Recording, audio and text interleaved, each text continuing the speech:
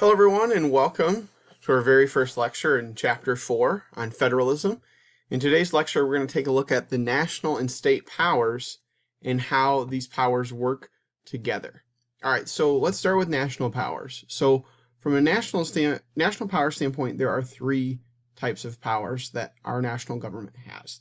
There's the express powers, which we already covered a little bit in our constitutional unit, and we're going to cover again moving forward in this class. That are directly stated in the Constitution.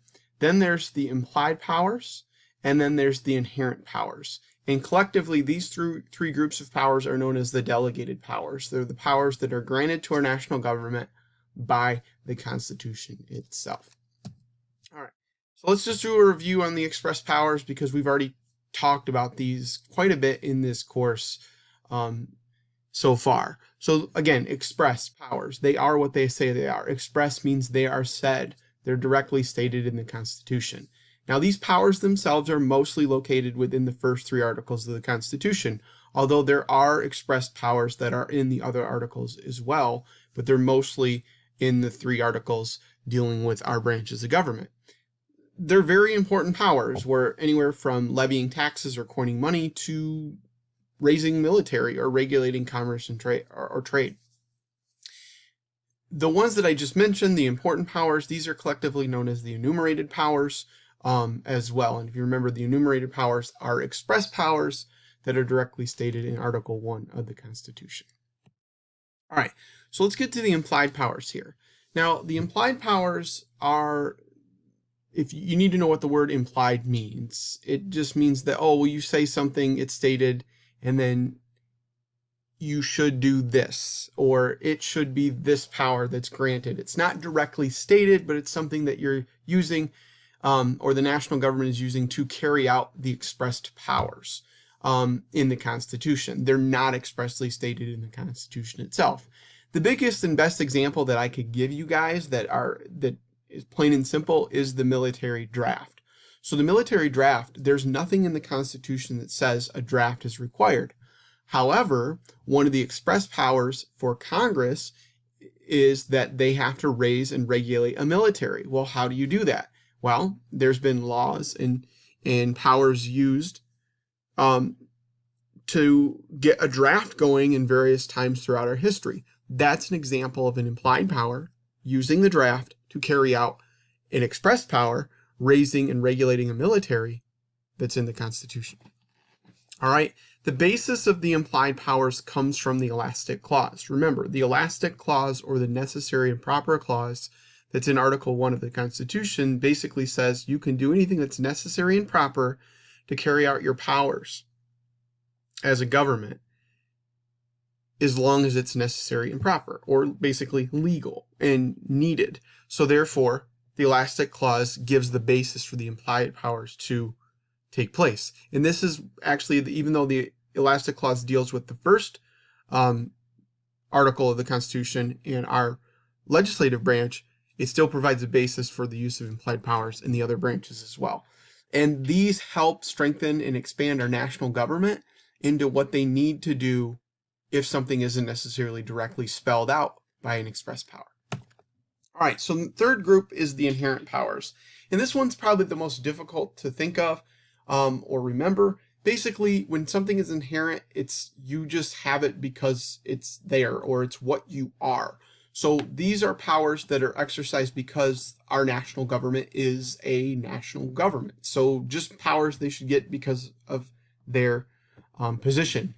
The best examples to give you guys are controlling immigration. So if you have to control immigration, countries do, that would go to the national government. Therefore, it's an inherent power, and as well as establishing diplomatic relations, really in any sense, for our national government as well with other countries like Canada or Mexico or whoever. All right, so now we're going to go and we're going to talk about the states and the nation. Now, we're going to talk about what powers the states actually get. The states get what are called what are known as the reserved powers. They're called reserved because they're given to the states. They're reserved to the states. And these are generally where there's authority over matters that are not found in the Constitution. So basically, these are powers that are given to the states. Okay, it doesn't say this in the Constitution, therefore you get these powers to help clear stuff up in terms of what you need in your state. The best example here is public schools, as you see on the screen. What I mean by this is if you guys are familiar with public schools in other states, or like how they organize them, it'll be pretty easy to understand. The best way to understand it from a public school organizational standpoint is like sports. So here in the state of Michigan, we have 8 divisions, and they're all divided by size. Whereas like if you go down in Texas or whatever, they have different divisions, different names like 5A or 1A or 1B or whatever like that. And again, they're probably organized by size, but they determine where they actually go and determine the setup there. And that's an example of reserve power. And then next is the Supremacy Clause. So in Article 6, Section 2, the Supremacy Clause states is that the national government gets supreme say over the states when there's a conflict with a national law. So basically how it works is who gets supreme? The national government, and states can't interfere with the Constitution. Generally, this is just set up so that if there's a conflicting interest or conflicting matter between the states and the national government wins out because it has power overall. All right, now we're going to go on to concurrent powers. So concurrent powers are powers that are shared they're shared or possessed by both the national and state governments. Again, the 3 that are on the screen as the examples are really, really good. Specifically, the first one, the powers to tax, the maintaining of courts at every level, and definition of crimes. So crimes can be defined differently in each state based on length of term or whatever, but they're defined. That power is given throughout state and national government. And again, taxes is the best way always here to show shared power, because the government always wants its taxes and you have to pay local, state, and federal. And again, I would actually look at this Venn diagram when you go back to study for this test in this unit, because there's a lot of good information there that shows you where powers go between the states and national government and who shares what. The next one is denied powers. Now, these are powers that are specifically stated in the Constitution that no level can have. So they basically come out and say, look, you do not have the power to do this at the local, state, or federal level of government. Now, in Article 1, Section 9, the national government, they can't tax exports or interfere with states in their responsibilities. Basically, the reason for that is they want to make sure that states can actually have free trade and be responsible for their own actions. It's that popular sovereignty idea that's there within our government, in that shared power of federalism. Basically leaving the states alone to do what they need to do in their own responsibilities, as long as they fit within the structure of what's going on at the national level, and then coming together when they need to. The states, they can't make foreign treaties or alliances. They also can't coin their own money or grant titles of nobility. So think about that. Think about all 3 of those. You don't want somebody that's crowned a king or a queen because they might say they have rulership over the country or over the federal government. They also don't want the states to coin their own money. We've seen throughout our history, whether it's the actual American Revolution and our government under the Articles of Confederation, or when the Confederate States of America broke off during the Civil War, those states coined their own money, and they had huge amounts of problems with trade and currency issues and so forth, because you didn't have one set currency.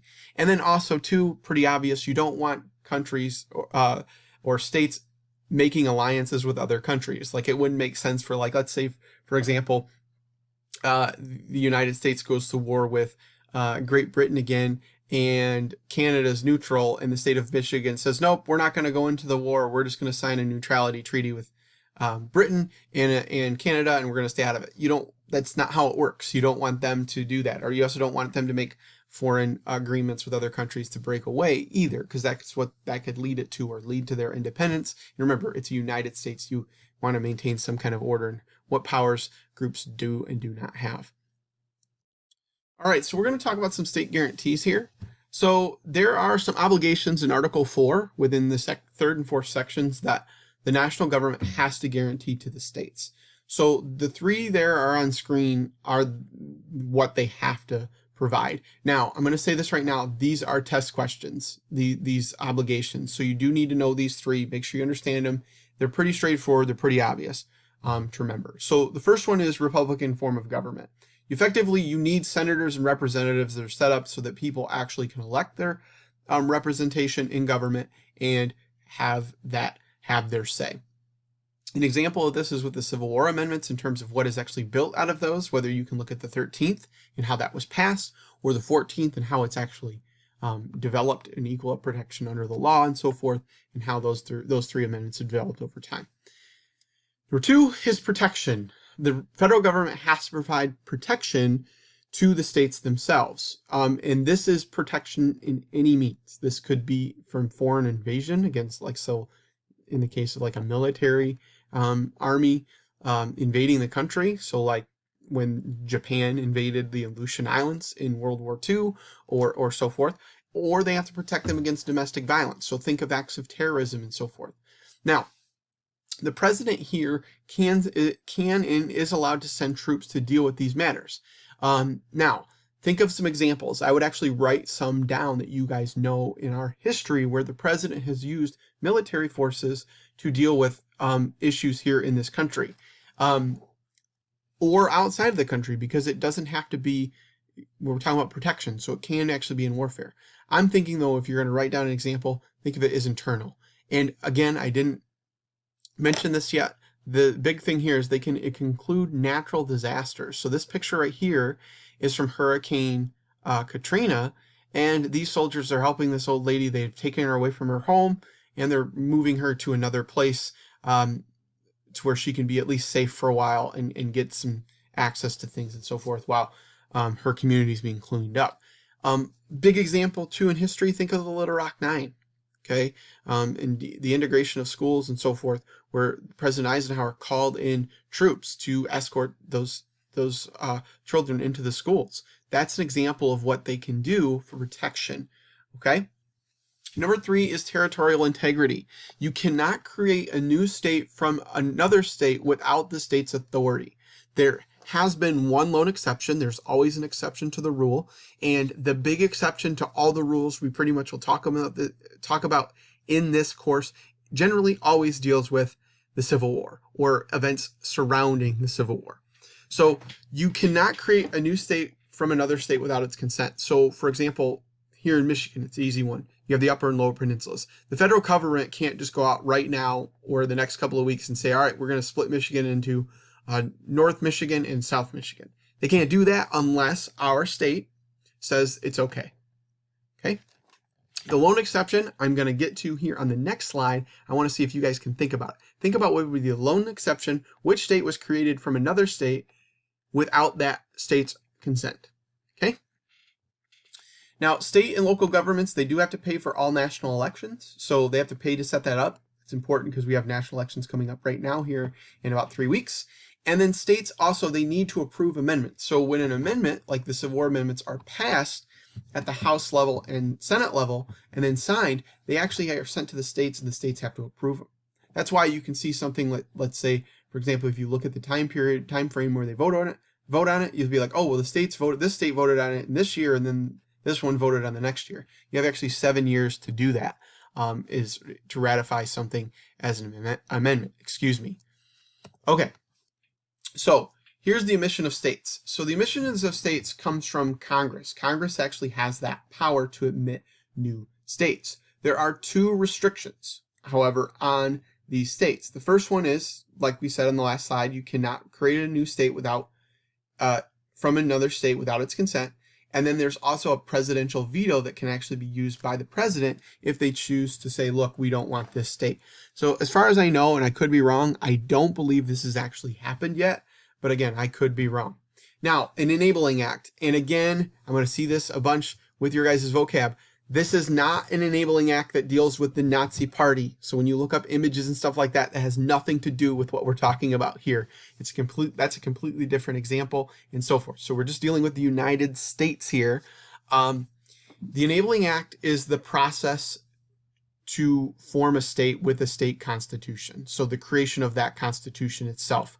Once that constitution is approved by a popular vote in that territory, so let's say, for example, Puerto Rico, let's say they start the Enabling Act process, they draft a constitution, the people in that territory say, look, we want to adopt this constitution, then they submit it, from there they submit it to Congress. then Congress will actually take a look at it. They can pass it, they can deny it, or they can say, hey, look, we agree with most of this, but you need to change these, and then send it back to us and we'll agree to it. From there, if Congress passes it, then it's sent to the desk of the president. The president signs it into law, new state. All right, so we're going to go back to our what's the lone exception of our rule here in terms of the state being created from another state. I'll give you a hint. It's one of the 4 on the screen. Okay, if you haven't figured it out yet, it's West Virginia. West Virginia was created from Virginia during the Civil War. So Virginia, in its originality, had seceded from the country, but couldn't under the laws, because that government wasn't part of the country anymore, even though our government said the state was still that territory. They were able to create a new state out of that. And then with the victory in the Civil War for the Union, it stays a state. Now, the other unusual circumstances are Texas, Alaska, and Hawaii. Basically Texas, because Texas actually won an independence from Mexico, and then they were their own independent nation, but then because of other reasons and that we won't get into in this course, and the idea of manifest destiny and all this other stuff, they decided to come into the United States at that specific time. Again, we'll talk about that in U.S. history in more detail. It's kind of an interesting story. Then Hawaii and Alaska, they're unique because they're not continental. And then they started out as territories. We bought Alaska in 1867, and then it became a state in 1959. And then Hawaii was our 50th state, again, territory. And then over the years, we put military bases there and so forth, and it became a state in 1959. All right, so just a couple more here. Oh, just one more, actually. So there's the umpire of all of this between the national government and the state governments. The umpire in this are the courts. And this is the courts at really every level, but mostly the state and federal level. So if there's a problem that arises because of federalism, then it goes to the courts. Now, why would there be problems that arise? Well, think about it. As we've grown as a country over time, there's a feeling out process when you try to figure out, oh, this is a power here, this is a power here, or this is new, or this is old, or here's a new development, or whatever. You need to be able to figure it out. And there are going to be points of contention and points of just questions like, hey, who should do this or who should do this? And you have national power versus state power. And that's why the Supremacy Clause is so important in our Constitution.